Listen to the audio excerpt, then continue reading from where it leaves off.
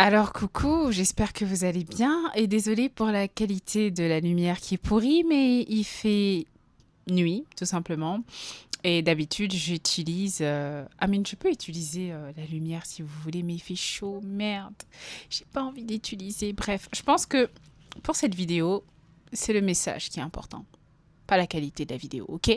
Donc vous skippez ça, c'est pas très grave.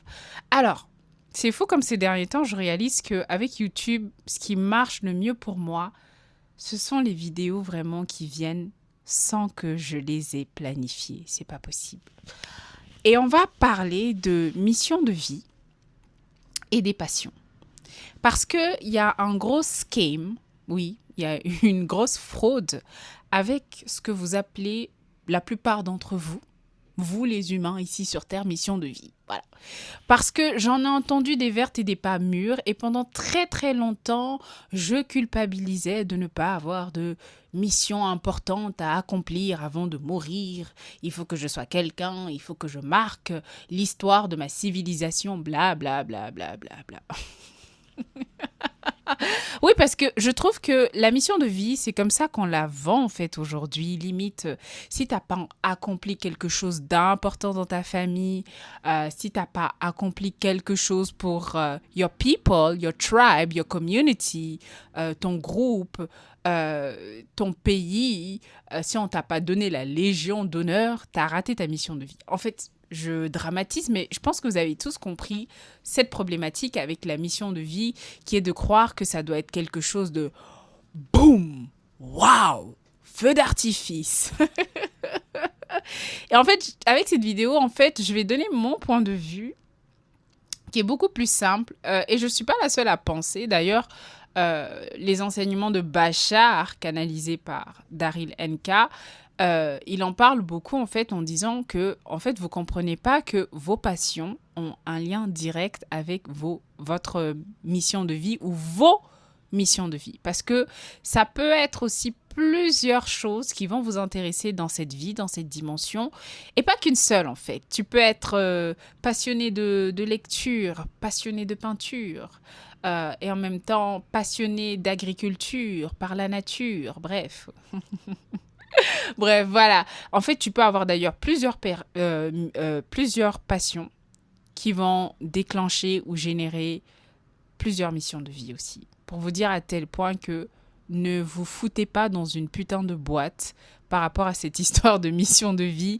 Ne vous dites pas en fait que ma mission de vie doit ressembler à ça. Alors pour faire plus simple, je vais m'inspirer des enseignements de Bachar pour vous aider à découvrir très rapidement votre mission de vie. Prenez une feuille de papier, écrivez tout ce qui vous passionne. Tout ce qui vous passionne. Et je pense aussi, pour ceux qui connaissent la méthode Ikigai, c'est un peu préparé en fait. C'est simple. Votre mission de vie, vous la connaissez depuis petit, je peux dire. Voilà. Prenez une feuille de papier, notez tout ce qui vous passionne, tout ce qui vous passe par la tête.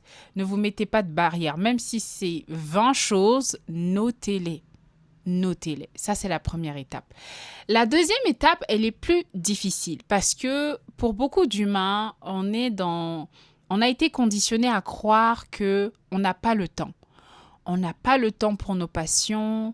On n'a pas d'opportunité pour mettre en œuvre nos passions, pour travailler sur nos passions, d'autant plus avec le travail, je sais pas, je raconte n'importe quoi, peut-être vous travaillez de 8h à 20h, le week-end aussi on veut se reposer, on n'a pas le temps.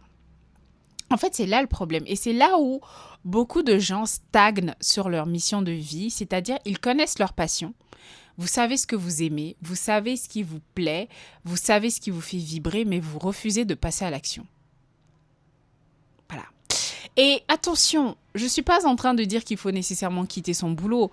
Ça dépend de vous. Je sais qu'il y a beaucoup de coachs qui sont là en mode oui, quitte ton boulot si nanani nanana. Non, attention. Peut-être que pour le moment, tu as besoin de ton boulot. Peut-être que tu as besoin de payer tes factures. Peut-être que tout n'est pas en ordre dans ta vie et c'est ok. Peut-être que voilà, financièrement, c'est pas trop ça. Tu as encore besoin de ton boulot.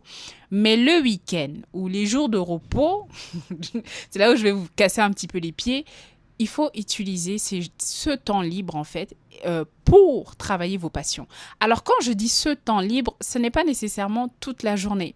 Moi, j'aime bien je vais vous parler d'une méthode que j'adore, qui est la méthode 10 minutes.